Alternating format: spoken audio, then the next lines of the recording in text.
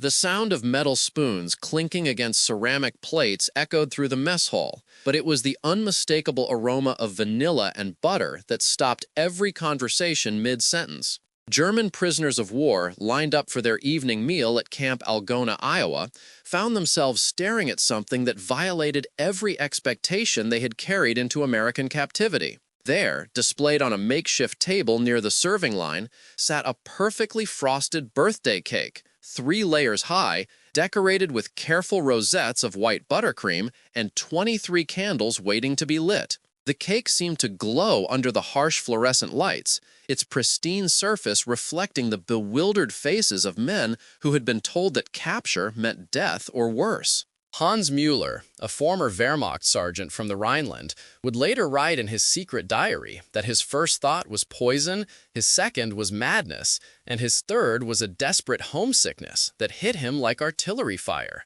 The cake was not just food, it was an impossibility, a contradiction wrapped in frosting that challenged everything these men believed about war, about enemies, about the nature of captivity itself. Around the mess hall, 300 German soldiers stood frozen, their metal trays forgotten in their hands, trying to comprehend why their American captors would bake an elaborate birthday cake for Klaus Zimmermann, a 19-year-old Austrian conscript who had mentioned his birthday to no one except his bunkmate. The silence stretched like a held breath until one of the American guards, a farm boy from Nebraska whose own brother was fighting somewhere in the Pacific, stepped forward with a book of matches and began lighting the candles one by one. Each small flame that flickered to life seemed to illuminate not just the cake, but the chasm between what these prisoners had expected and what they were actually experiencing in this strange land where enemies baked cakes for each other's birthdays. The sweetness that would soon fill their mouths represented something far more dangerous than sugar and flour. It was the taste of a civilization so confident in its abundance that it could afford to celebrate the existence of those it had every reason to hate. The journey to this moment had begun months earlier in the cargo holds of Liberty ships crossing the Atlantic, where German prisoners huddled in darkness, convinced they were sailing toward their execution. Nazi propaganda had painted vivid pictures of American brutality, descriptions of prison camps where German soldiers were starved, tortured, and worked to death in mines and factories. The officers who briefed them before battles had warned that capture by Americans meant dishonor, followed by systematic destruction, that the mongrel race across the ocean possessed neither the discipline for proper military conduct nor the civilization to treat prisoners according to any code of honor. Otto Weber, a panzer commander from Bavaria who had fought in North Africa, remembered clutching a photograph of his wife and 3 children during the Atlantic crossing, certain he would never see them again. The other prisoners whispered stories they had heard, tales of Americans who collected German ears as trophies, who forced prisoners to fight each other for scraps of food, who subjected captives to medical experiments that would make even the SS doctors blush. When the ships finally docked at East Coast ports and the prisoners were loaded onto trains bound for camps scattered across the American heartland, many wrote what they believed would be their final letters home, messages to be smuggled out by sympathetic guards or perhaps discovered on their bodies after the inevitable executions. The train journey itself began to crack their certainty as they stared through barred windows at landscapes of impossible abundance, at farmlands that stretched beyond every horizon, at cities blazing with electric light even during wartime blackouts. Ernst Neumann, a quiet artillery observer from Dresden, would later recall his amazement at seeing entire freight trains loaded with nothing but oranges, fruit so abundant that some had spilled onto the tracks and lay rotting in the sun, while his own family back home had not tasted fresh fruit in over 2 years. The disconnect between the poverty they had left behind and the wealth they were witnessing through train windows was so profound that some prisoners wondered if they had died in battle, and this was some strange afterlife where the normal rules of scarcity and want no longer applied. How could a nation possess such abundance while simultaneously fighting a global war?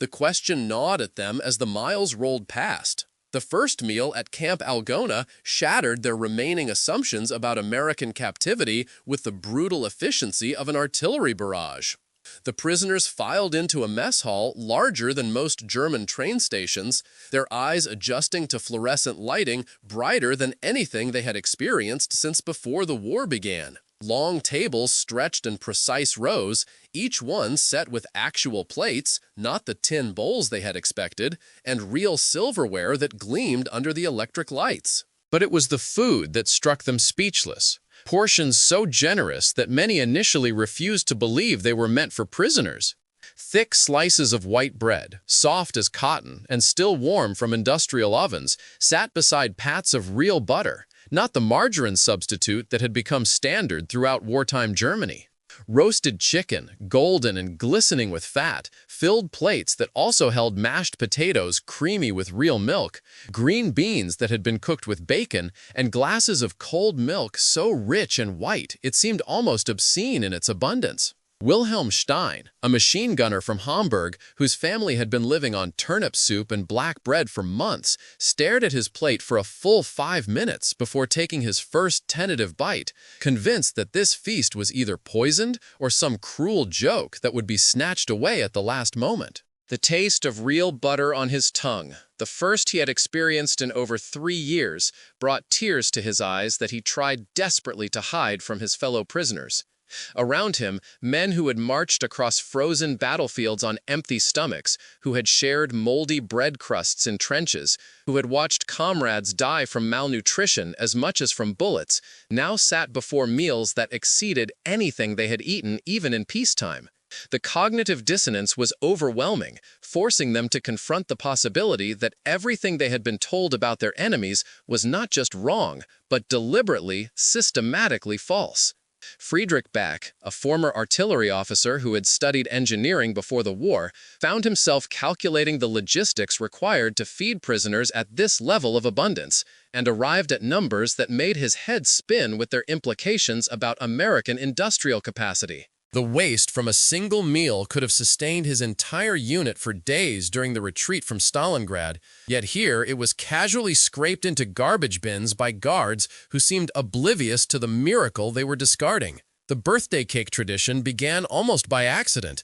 born from a casual conversation between Klaus Zimmermann and his bunkmate about dates and seasons and the strange way time seemed to stretch and compress in captivity. Word somehow reached the camp's kitchen staff, though Klaus never discovered exactly how, and by evening the impossible had materialized in the form of 3 layers of vanilla sponge cake, buttercream frosting, and 23 candles arranged in a perfect circle. The American cook responsible was a middle-aged woman named Dorothy Patterson, whose own son was serving somewhere in Italy, and who later admitted that she baked birthday cakes for the German prisoners because she hoped someone, somewhere, might show similar kindness to her boy if he were ever captured. The psychology behind the gesture was complex, involving official American policy that well-treated prisoners were less likely to attempt escape and more likely to cooperate with intelligence gathering, but also reflecting deeper cultural values about human dignity and the importance of maintaining civilization even in the midst of total war.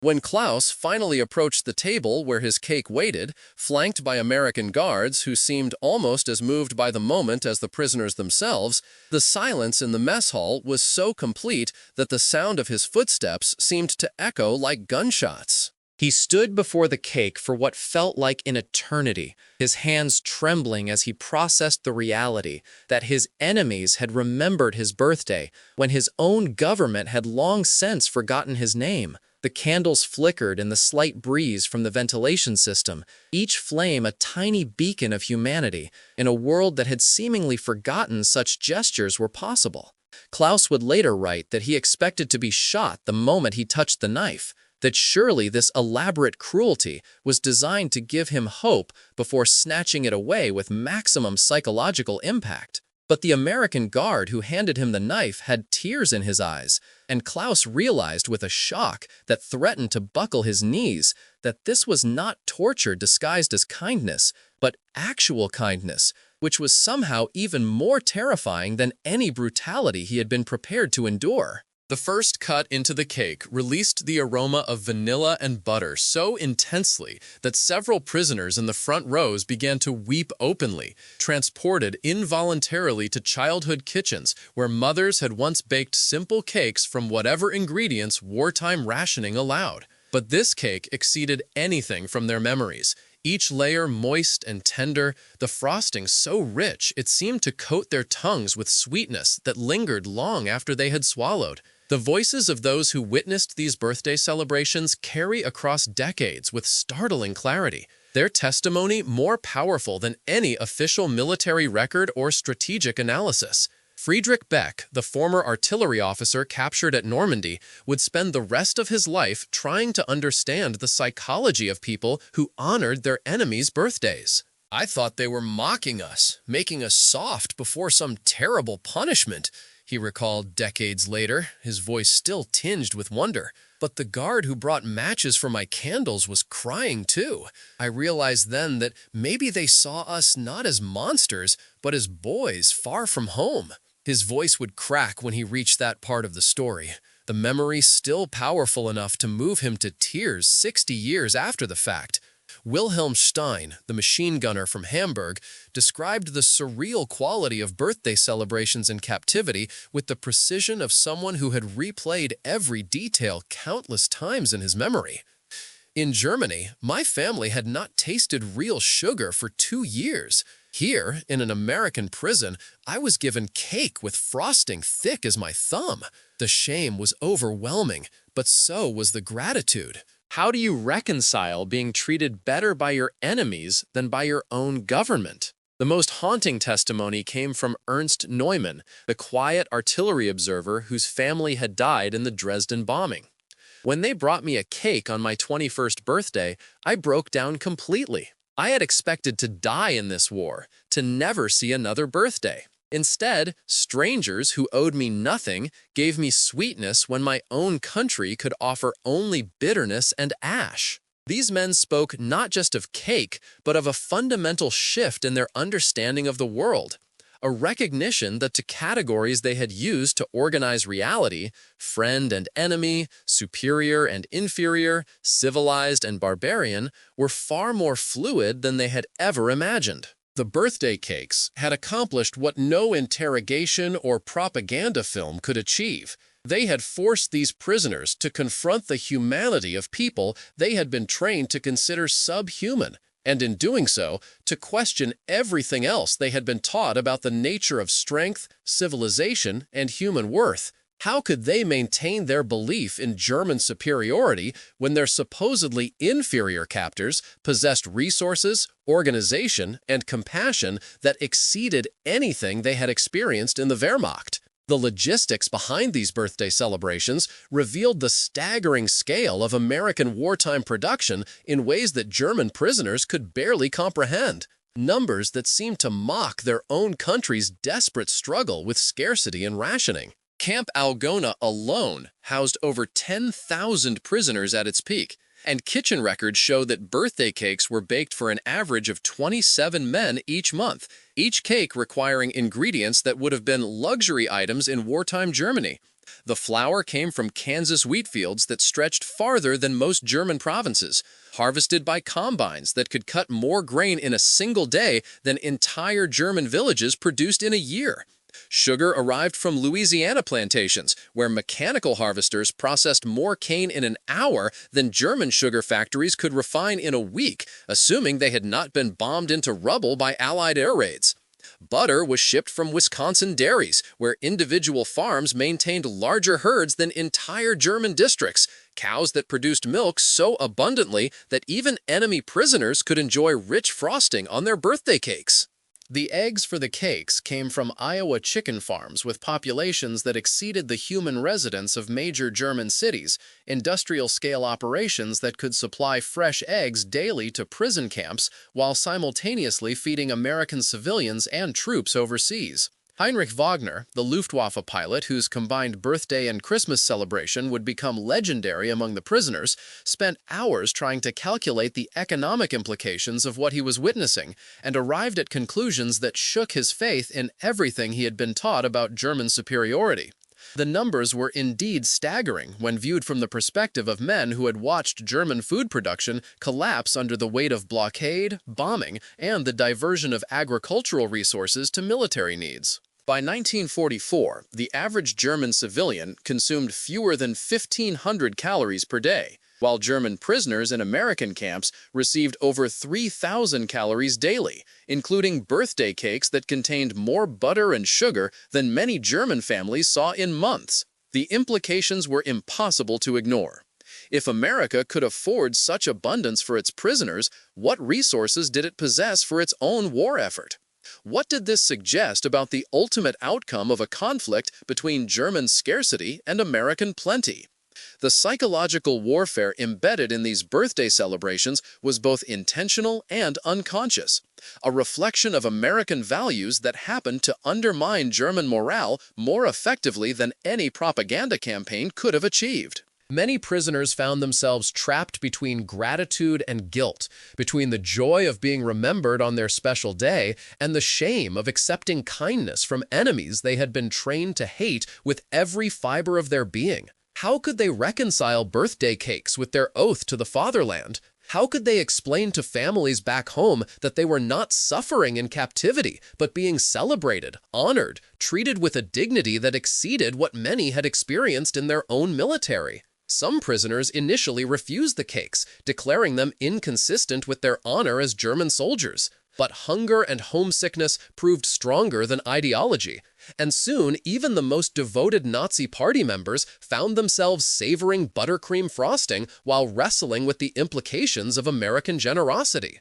The most psychologically devastating aspect was not the abundance itself, but what it revealed about the fundamental assumptions underlying Nazi ideology. If Americans were truly the degenerate mongrel race described in German propaganda, how could they possess the organizational skills to maintain prison camps that exceeded German military standards? If Jewish influence had supposedly corrupted American society into weakness and chaos, how could that same society produce birthday cakes for enemy soldiers while simultaneously fighting a global war on multiple fronts? The contradictions were impossible to resolve without abandoning core beliefs that had sustained these men through years of conflict, and many chose instead to compartmentalize their experiences, accepting the kindness while trying not to think too deeply about its implications. Others, particularly the younger prisoners who had been more thoroughly indoctrinated by Nazi education,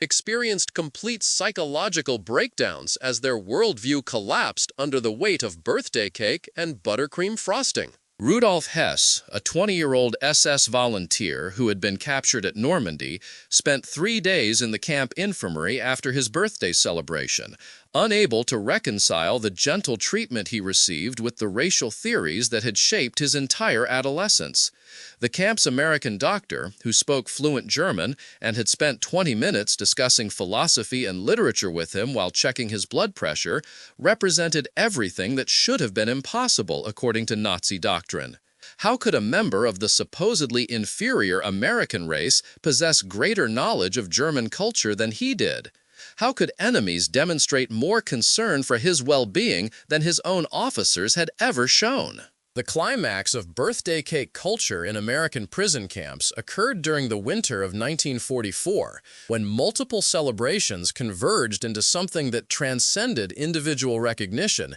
and became a communal experience that would haunt the memories of everyone present for the rest of their lives. Heinrich Wagner's 24th birthday fell on December 23rd, just 2 days before Christmas, and the American camp commander at Camp Hearn in Texas decided to combine the celebrations into an event that would demonstrate the full extent of American abundance and organizational capability. The mess hall was transformed with decorations that had been months in the planning. Evergreen boughs cut from East Texas forests and shaped into wreaths by prisoners working in the camp's woodworking shop. Strings of electric lights that blazed with a brilliance that seemed almost aggressive in its defiance of wartime scarcity. And ornaments crafted from tin cans and colored paper that somehow managed to create an atmosphere of festivity despite their humble materials. At the center of it all stood Wagner's birthday cake, but this was no ordinary celebration of individual existence. 5 layers high and decorated with both American and German seasonal motifs, the cake represented the culmination of weeks of preparation by the camp's kitchen staff, who had worked with military precision to create something that would exceed the expectations of men who no longer believed they had any right to expect anything at all. The frosting alone contained more butter than most German families had access to in 6 months, while the cake layers were so rich with eggs and cream that they seemed to glow with an inner light under the mess hall's fluorescent fixtures. When the moment came for Wagner to approach his cake, escorted by American guards who had volunteered for the honor, and flanked by nearly 4,000 fellow prisoners who stood in absolute silence, the weight of the moment seemed to press down on everyone present like a physical force. The walk to the cake became a journey through psychological territory that none of these men had ever mapped, each step carrying Wagner further from the certainty he had once possessed about the nature of war, enemies, and the fundamental categories that humans use to organize their understanding of the world. The candles, 24 of them, plus one for good luck, according to American tradition, flickered in the slight breeze created by the camp's heating system, each flame a tiny beacon that seemed to illuminate not just the cake, but the faces of men who were witnessing something unprecedented in the history of warfare. When Wagner finally began to cut the cake, his hands shaking so violently that an American guard had to steady the knife, every person in that hall understood they were participating in a moment that transcended nationality, ideology, and the categories of friend and enemy that had seemed so absolute just months before. The aftermath of these birthday celebrations rippled through the camps and eventually across the Atlantic to families in Germany who struggled to understand the letters their sons and husbands managed to send home despite strict censorship, designed to prevent any information that might compromise military security or undermine civilian morale. Many prisoners found themselves unable to articulate what they had experienced, resorting to coded language that hinted at kindnesses received without providing details that might be viewed as collaboration or weakness by authorities back home who were increasingly desperate to maintain the fiction that German soldiers were suffering heroically in enemy hands. The food here is adequate, and sometimes there are special occasions that remind us of home, wrote one prisoner, knowing that his mother would read between the lines and understand that he was being treated better than he dared explicitly state. Others attempted to describe their psychological transformation in philosophical terms,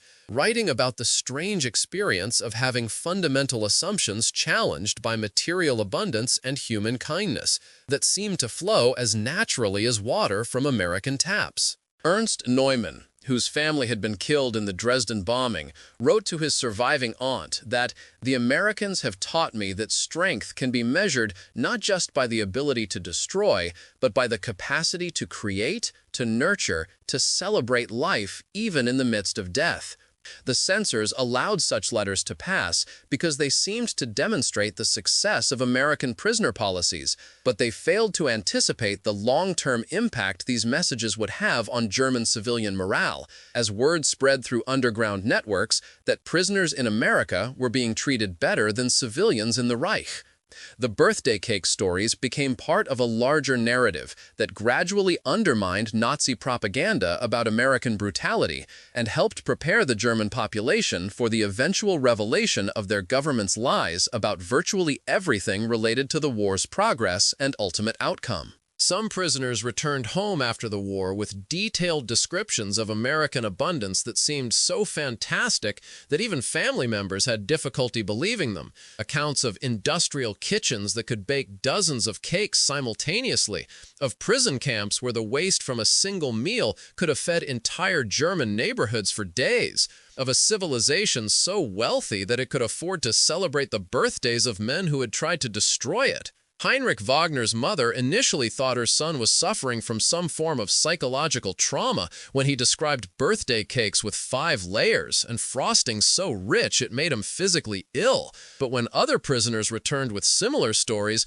the full scope of American abundance began to penetrate German consciousness in ways that would profoundly influence the country's post-war psychology and receptiveness to American influence. Die legacy von birthday cakes in Gefangener prisoner of war camps extend far beyond the sugar and flour from which they were made,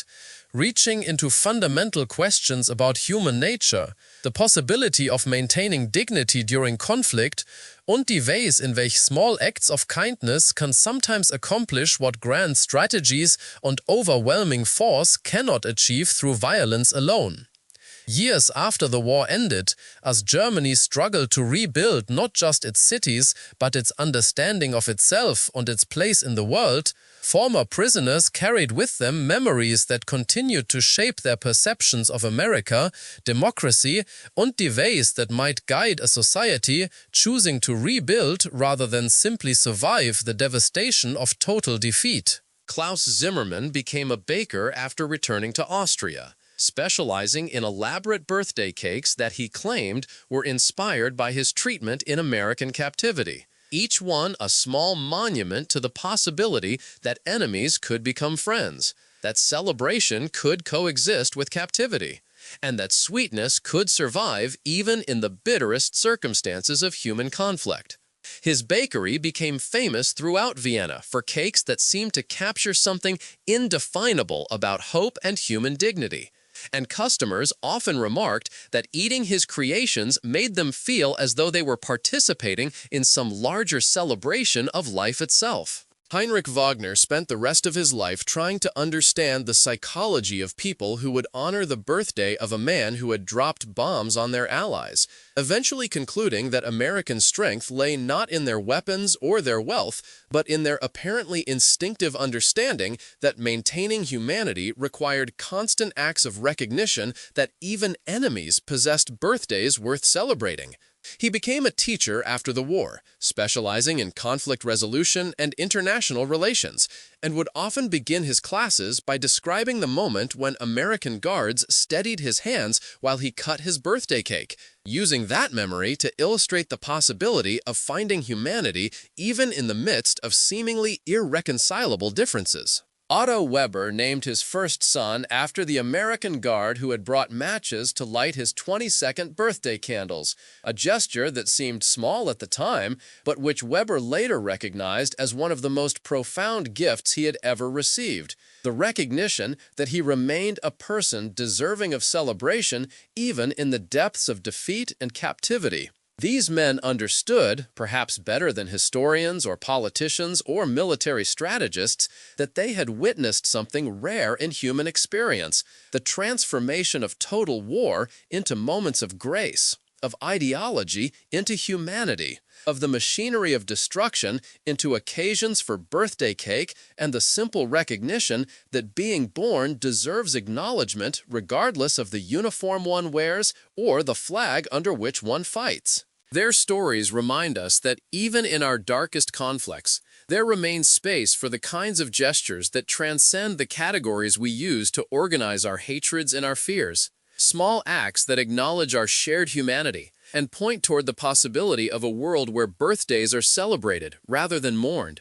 where abundance is shared rather than hoarded, and where the simple act of lighting candles on a cake can illuminate truths that no amount of propaganda can extinguish. Truths about what becomes possible when we choose to see our enemies as human beings worthy of celebration, rather than objects deserving only destruction. What moments in your own experience have challenged everything you thought you knew about the nature of friendship and enmity? And how might these hidden stories of wartime kindness continue to reshape our understanding of what becomes possible when we dare to celebrate rather than condemn?